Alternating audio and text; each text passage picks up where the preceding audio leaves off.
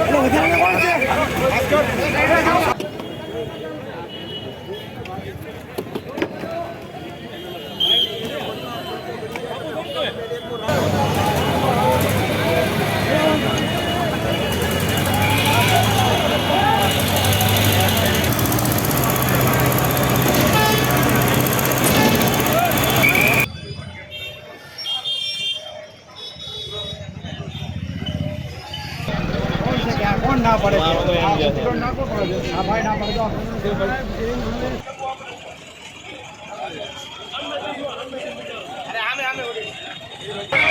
આ બાજુ લ્યો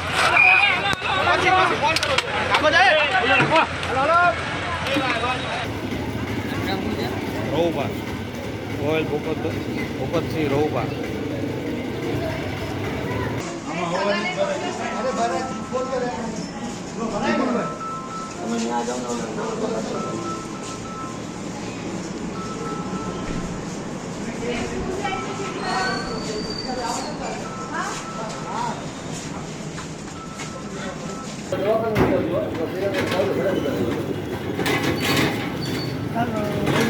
चलो चलो चलो खसो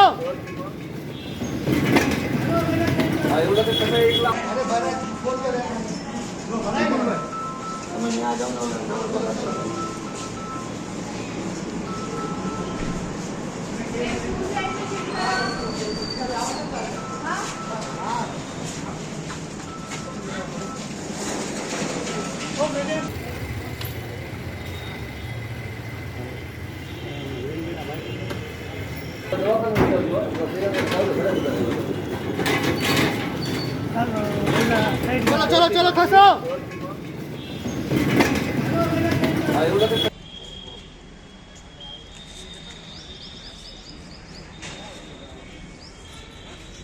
હું કલ્પેશ પટેલ આ લીંબડી વિસ્તારનો રહીશ છું.